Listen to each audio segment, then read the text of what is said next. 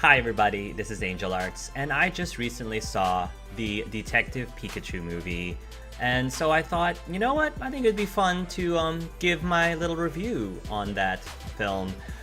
Let's be honest, really the main reason I wanted to do it is because I want an excuse to actually wear my Pikachu costume again for a change, because I don't really find many opportunities to wear it, so I've had this costume for many years, and every time I find the smallest excuse to wear it, and because it's ridiculously comfortable, I'm doing it. So, this is going to be a non-spoiler review, but I am going to give my thoughts on it, and we'll try to be super vague about details as much as possible. First of all, just to give you all a background, I have always been a huge fan of the Pokemon franchise. And I say franchise because I have played through pretty much all of the games up through Black and White.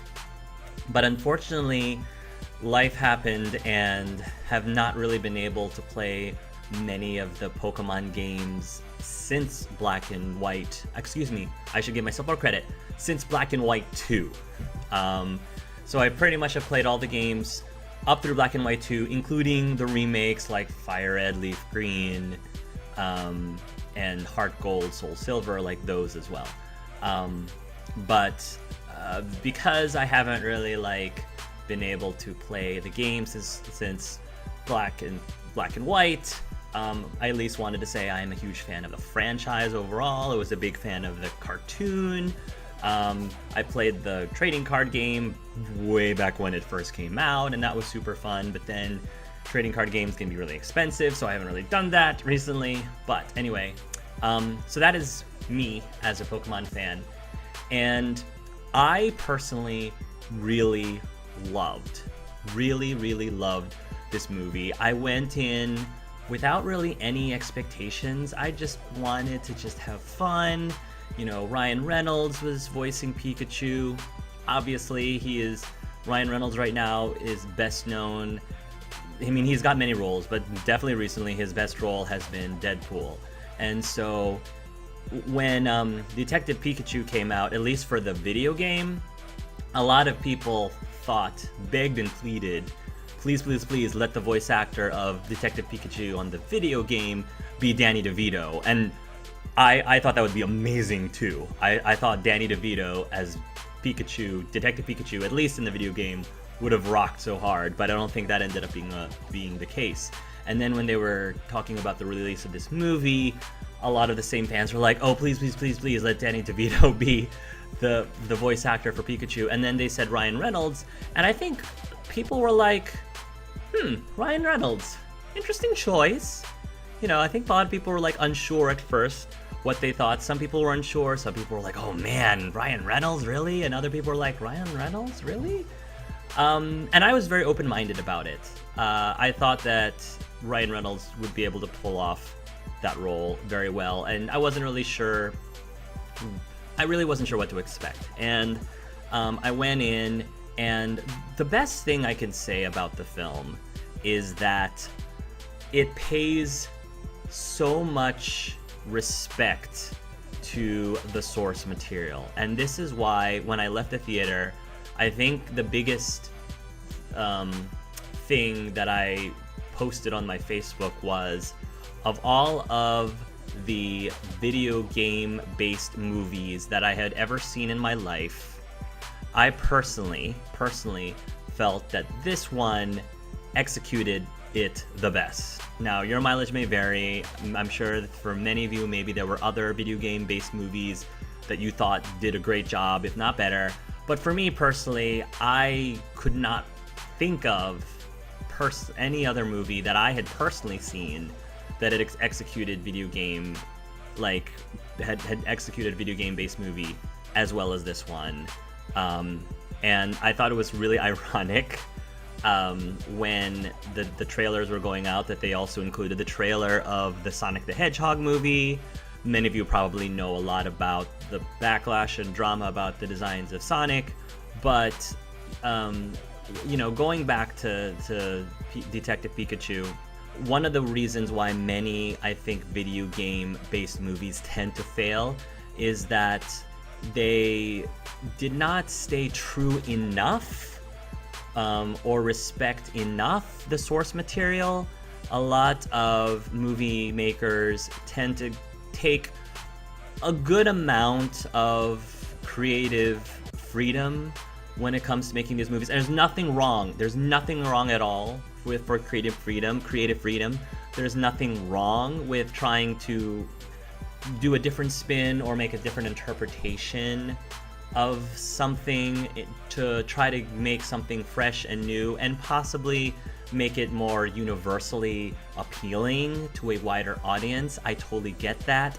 But I feel like when you're making a movie that is supposed to be based off of a very popular and beloved like game or some other source material, if it's supposed to be based on that and you know that there is a ginormous fan base surrounding that franchise or that game or that book or whatever, you kind of want to try to keep certain elements, you kind of want to maintain certain elements so that the fans feel like their source material is not being like downtrodden on, if that makes sense.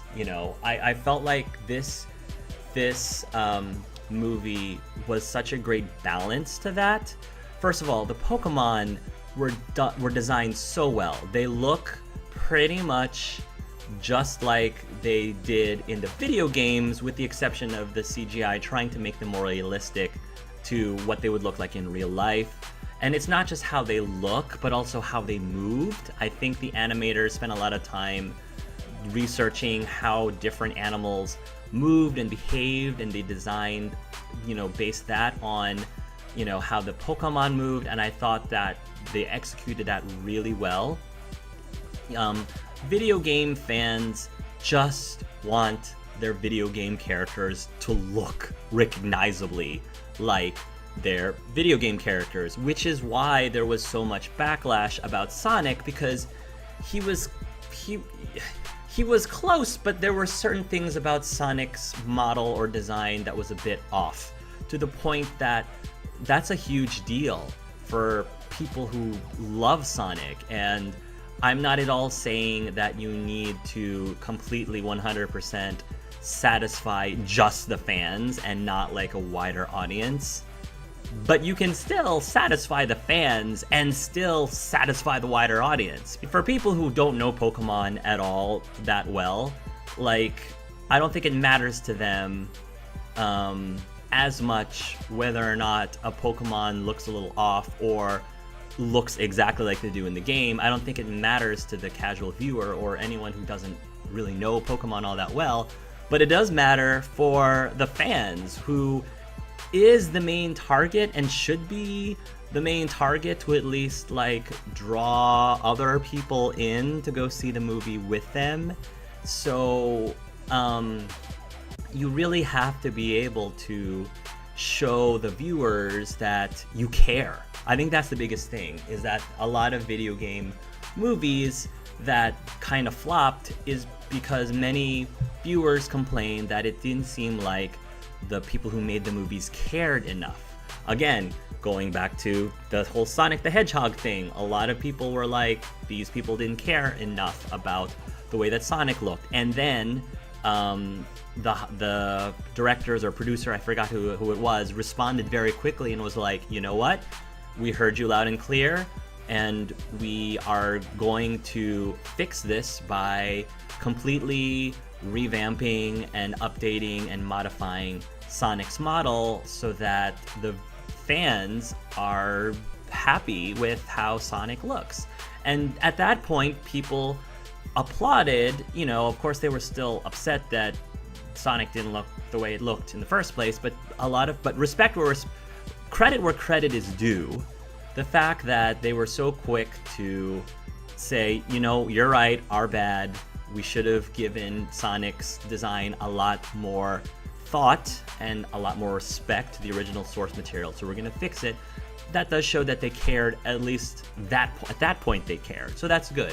So the Pokemon designs were really, really well done. And just watching them go about an environment, interact with people, it really did feel like how I envisioned the Pokemon world would be like if they were living in our world when we were doing the Pokemon tabletop campaign on my channel.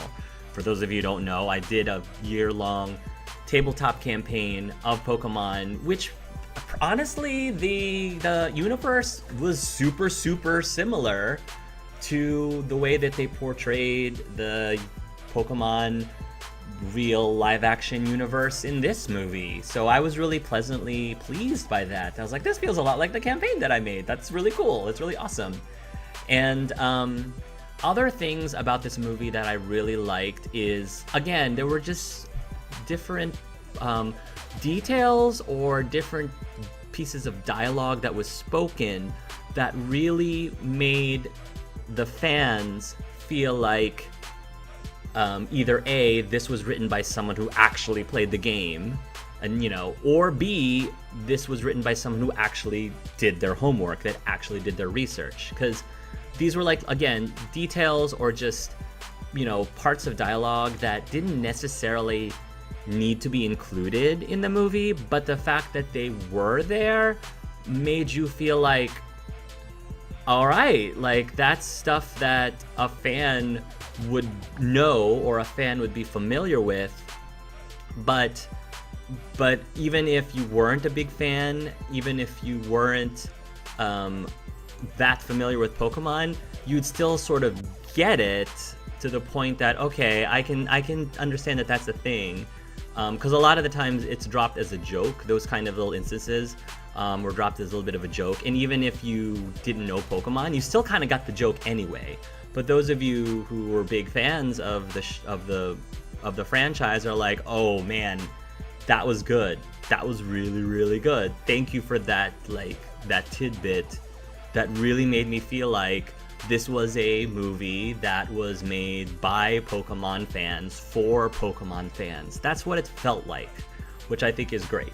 The movie itself overall, like, it didn't change my life, I don't think it's anywhere near going to be the best movie of the year for me. However, it had a lot of heart, and it was just really fun, and just a great, like, nostalgic childhood romp. The plot itself, like I said, there wasn't anything groundbreaking about the story, but I still really loved it and I enjoyed it. There were times when things got a little campy, like when the characters would talk to each other or situations would happen. It felt a little campy and hokey. However, it was campy and hokey as in how the anime was campy and hokey. So it really did feel a lot like watching a long episode of the anime or a full-length anime film, because of those campy and hokey parts. So I was able to forgive that. And I mean, I know it's a family show. It is a family show. There's plenty of things in it for people of all ages, though.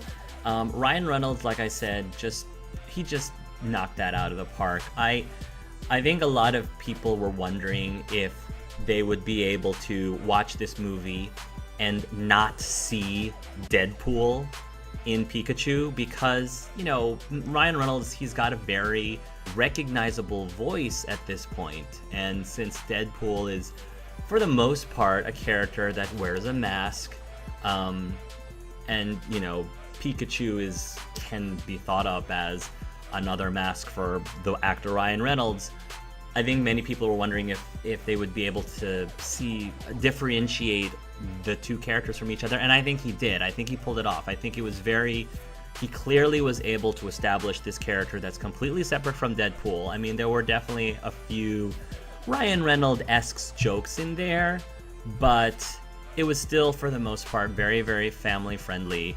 And it was just the design of Pikachu itself, the animated CGI design of Pikachu was so adorable and so cute. And even though Ryan's not speaking in the Pika Pika like quote unquote cutesy voice, he was speaking in his pretty much regular Ryan Reynolds voice. He was still like lovable, he was still lovable, very likable, very approachable, and yeah, it was just a delight. Justice Smith, I thought, did a pretty good job. I wasn't like completely blown away by him, but I also wasn't completely turned off by him either. He did a pretty good job, and I loved the relationship between him and Pikachu, obviously. And I think what I really like is that he is so different from Ash Ketchum, and I think they did a great job of starting off, I guess, this live action movie franchise for Pokemon. If they're going to do another one, I already know actually that they have already decided that they were going to do a sequel to Detective Pikachu, which I actually am happy about, that they were really that believed in this franchise that much that they thought that a sequel would warrant a sequel. And I would very much enjoy a sequel. I don't think the story itself needs a sequel, but I think that the universe, they built a really awesome universe, and I can definitely see a lot of sequels that may not necessarily star Detective Pikachu. Maybe it'll star an Eevee, maybe it'll star Jigglypuff, you know what I'm saying? Like, I feel like they're easily able to do that. There's so many avenues and so many things they can do in this universe now that they have proven that they can actually make a pretty decent, in my eyes, a pretty darn decent film that people enjoy watching. And so, yeah, like, I really thought that they did a great job on this. I don't want to get into spoilers. I was about to say something. I was like, no, that's a spoiler. But yeah, I feel like if you accept it for what it is, it's not a perfect movie by any stretch of the imagination. It's got its own share of warts, especially, when you might be a less forgiving, older fan who might be a little pickier about certain things. But if you just go in and you just have the expectation to just have fun and just to go back to your childhood and feel the nostalgia, and maybe you might get some feels or two. Maybe there might be some scenes where you get a little emotional, that be open to that, because I think that the story does a pretty good job of hitting a lot of different notes, from humor, obviously, to intrigue and mystery, to sadness and everything in between. I think going back to Justice Smith, because I don't think I fully talked much about him, is his character could seem a little bit too down in the dumps, a little too negative. And I can see that, but I thought it was, and I think to some degree I was feeling that he was feeling a little bit too much of a Debbie Downer, but it ends up being fine by the end, I think, is the best way for me to put it. It ends up being just fine. And there's another character that Justice Smith's character ends up teaming up with, and it's very reminiscent of a character in the anime. You probably might know who I'm talking about, at least, not completely 100% exactly like this person, but it definitely reminded me of that person, and that person pretty much, like, was the character that made me feel that person was very anime-esque, Pokemon anime-esque, but not necessarily in a bad way. But yeah, I liked that they didn't focus that much on, like, the Pokemon battles, because they just wanted to tell a very specific story that happens to take place in a world where Pokemon coexists with humans. And I love that they didn't just do a telling of of Red going through the Pokemon League and trying to get all the badges and defeating the Elite Four. I'm really happy they didn't do that, because that's a story that pretty much we've gone through with every single video game. And again, going back to trying to bring something fresh for the viewers. Now, this was based on the video game Detective Pikachu, and I don't know how many elements of the video game plot did they put in this plot. I'm not really sure. I heard that they did use certain elements, at least a good amount of elements from the plot of Detective Pikachu with this plot. I fortunately went into the movie not having played the Detective Pikachu game at all, even though I really wanted to, actually. But I feel like I'm glad that I didn't, because if there were some things that might have affected some of the spoilers in the movie, I wasn't spoiled. So yeah, I think that's about all I wanted to say on this matter, and I still feel really nice and snug in this outfit. I think I'm gonna be wearing this a bit more for the rest of the day, because this is super comfortable. I forgot how comfortable this was. Anyway, let me know in the comments what you think about this film, about this movie, and especially and mention whether or not, if you did see the film, if you were a hardcore Pokemon fan, if you are more of a casual Pokemon fan, or if you weren't really like a Pokemon fan at all. Doesn't mean that you necessarily hate the franchise, but at least are like indifferent to the franchise. I'm just curious what your thoughts were if you did see the film. So yeah, so thank you guys so much for listening to my ramblings about this while I'm dressed in pretty much a oversized yellow rabbit suit, and I will talk to you later. So until then, everyone, love yourselves and love each other.